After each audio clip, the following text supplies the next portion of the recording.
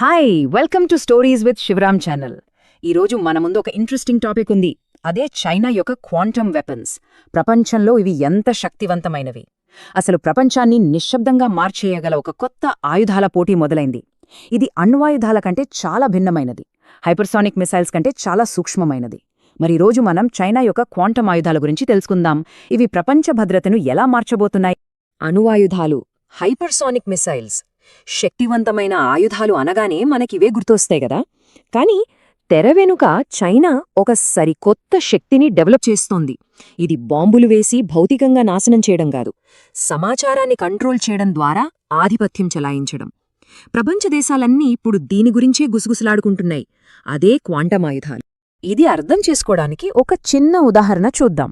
మన ఫోన్లు, కంప్యూటర్లు ఒక స్విచ్ లాంటివి, అంటే ఆన్ లేదా ఆఫ్ అంతే. కాని క్వాంటమ్ ప్రపంచంలో కణాలు ఒకేసారి ఆన్ మరియు ఆఫ్ స్థితిలో ఉండగలవు. అంటే ఒకే నాణెం గాలిలో తిరుగుతూ బొమ్మ బొరుసు రెండూ అయినట్టు అన్నమాట. ఈ విచిత్రమైన నియమాలను ఆయుధాలుగా మార్చినప్పుడు యుద్ధం స్వరూపమే పూర్తిగా మారిపోతుంది. అయితే క్వాంటమ్ ఆయుధం అనగానే మనకు ఏదో ఒక మిసైల్ లాంటిది గుర్తుకు రావచ్చు, కాని అది కాదు. ఇది ఒక కంప్లీట్ వార్ఫేర్ సిస్టమ్. ఇది 4 ప్రధాన స్తంభాల మీద నిలబడి ఉంది. చైనా ఈ 4ంట్లోనూ నంబర్ 1 అవ్వాలని తీవ్రంగా ప్రయత్నిస్తోంది. ఆ 4 పిల్లర్స్ ఏంటో ఇప్పుడు చూద్దాం.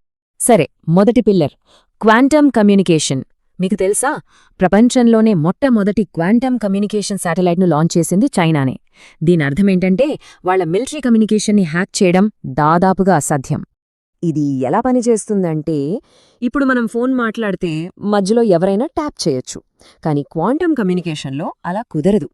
ఎవరైనా దొంగచాటుగా వినాలని చూస్తే చాలు, ఆ మెసేజ్ దానంతటదే మారిపోతుంది.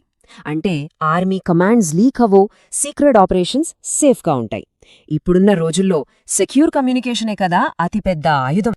ఇక రెండోది, ఇది నిజంగా ఒక పెద్ద గేమ్ చేంజర్. అదే క్వాంటమ్ రేడార్. అమెరికా ఎంతో గర్వంగా చెప్పుకునే $100 బిలియన్ ఖర్చుపెట్టి తయారు చేసిన F-35 లాంటి స్టెల్త్ విమానాలున్నాయి కదా, వాటి కథ ఇక్కడితో ముగిసిపోవచ్చు. ఎందుకంటే ఈ రేడార్ వాటిని గాలిలో స్పష్టంగా చూపించేస్తుంది.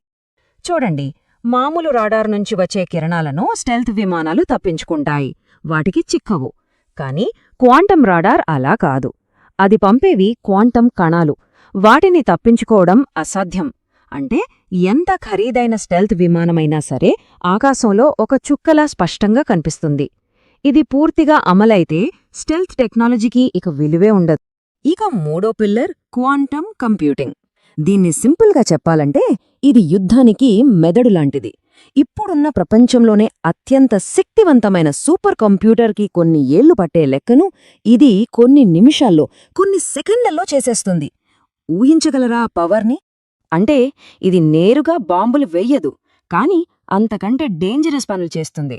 శత్రుదేశాల డిఫెన్స్ సిస్టమ్ పాస్వర్డ్లను సెకండ్లలో బ్రేక్ చేయడం, వాళ్ల శాటిలైట్లను హైజాక్ చేయడం, వాళ్ల న్యూక్లియర్ కమాండ్ సిస్టంలోకి చొరబడటం, ఇలాంటి పనులన్నీ ఇది చేస్తుంది. అందుకే దీని యుద్ధానికి మెదడు అంటున్నాం. సరే, ఇక చివరిది 4వది క్వాంటమ్ సెన్సార్లు. మనందరం గూగుల్ మ్యాప్స్ వాడతాం కదా, అది జీపీఎస్ మీద నడుస్తుంది. యుద్ధం మొదలవగానే శత్రువులు చేసే మొదటి పని జీపీఎస్ని జామ్ చేయడం. మరి అక్కడే ఈ క్వాంటమ్ సెన్సార్లు రంగంలోకి దిగుతాయి. ఇవి జీపీఎస్ లేకుండానే పనిచేస్తాయి. ఒకసారి ఊహించుకోండి, జీపీఎస్ మొత్తం ఆగిపోయింది. అయినా సరే చైనా సబ్మెరైన్లు సముద్రం లోపల ఖచ్చితంగా వాటి టార్గెట్కి వెళ్లగలవు. అంతేకాదు, శత్రువుల సబ్మెరైన్లు ఎక్కడ నక్కున్నాయో కూడా పసిగట్టేస్తాయి. సముద్ర యుద్ధంలో ఇది ఎంత పెద్ద అడ్వాంటేజో కదా. ఓకే, ఈ 4 పిల్లర్స్ గురించి తెలుసుకున్నాం. ఇవన్నీ ఎంత పవర్ఫుల్ అని అర్థమైంది. కాని అసలు ప్రశ్న ఏంటంటే, చైనా ఎందుకు ఇంత పట్టుదలగా వీటి వెంట పడుతోంది? దీని వెనుకున్న అసలు ప్లాన్ ఏంటి? ఆ వ్యూహాత్మక కారణాలేంటో చూద్దాం.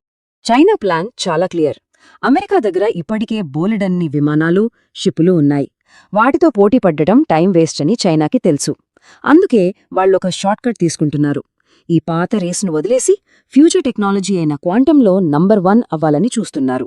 ఇదొక రకంగా టెక్నాలజికల్ లీప్ ఫ్రాగ్ అన్నమాట. ఇక్కడ మనం ఒక చాలా ముఖ్యమైన విషయం అర్థం చేసుకోవాలి. క్వాంటమ్ ఆయుధాల ఉద్దేశ్యం అణ్వాయుధాల్లా నగరాలను నాశనం చేయడం కాదు, వాటి లక్ష్యం శత్రువును కదలకుండా చేయడం, వాళ్ల కమ్యూనికేషన్, ఎకానమీ, డిఫెన్స్ అన్నింటినీ కంట్రోల్లోకి తీసుకోవడం. అందుకే అంటారు, ఇవి మ్యాస్ డిస్ట్రక్షన్ టూల్స్ కాదు, మ్యాస్ డామినేషన్ టూల్స్ అని. అయితే ఈ రేసులో చైనా ఒక్కటే పరిగెట్టడం లేదు.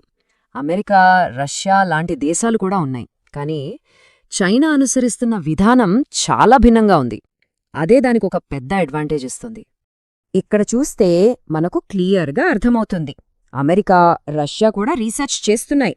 కానీ చైనాలో సిస్టమ్ వేరు. అక్కడ ప్రభుత్వం ఒక్క మాట చెప్తే చాలు, దేశంలో ఉన్న సైంటిస్టులు, కంపెనీలు, ఆర్మీ అందరూ కలిసి ఆ పని మీదే ఉంటారు. ఈ ఏకీకృత విధానం వల్ల వాళ్ల ప్రోగ్రెస్ చాలా చాలా వేగంగా ఉంది. సరే, ఇదంతా బానే ఉంది. కానీ దీనివల్ల ఫ్యూచర్లో యుద్ధాలు ఎలా ఉంటాయి? ఈ కనిపించని శక్తి మొత్తం ప్రపంచాన్ని ఎలా మార్చేబోతోంది? ఇక్కడే అసలైన ప్రమాదం దాగి ఉంది. భవిష్యత్ యుద్ధంలో యుద్ధం ప్రకటించాల్సిన అవసరం లేదు. ఎవరు దాడి చేశారో కూడా తెలియదు. ఒక న్యూక్లియర్ మిసైల్ వస్తుంటే మనకు కనిపిస్తుంది. కాని ఈ దాడి సైలెంట్గా మనకు తెలియకుండానే జరిగిపోతుంది. ఇదొక ఇన్విజిబుల్ థ్రెట్. ఒక సీన్ ఊహించుకోండి. పొద్దున్నే లేచారు. బాంబుల్ శబ్దం లేదు, ఏమీ లేదు. కాని ఫోన్ పనిచేయదు, ఇంటర్నెట్ లేదు, టీవీ రాదు. దేశం మొత్తం కమ్యూనికేషన్ సిస్టమ్ డెడ్. శాటిలైట్లు పనిచేయడం ఆపేశాయి. ఏటీఎంలు, బ్యాంకులు అన్నీ ఫ్రీజ్ అయిపోయాయి. ఒక్క తుపాకీ తూటా పేలకుండానే దేశం మొత్తం మోకాళ్ల మీదకొచ్చేస్తోంది.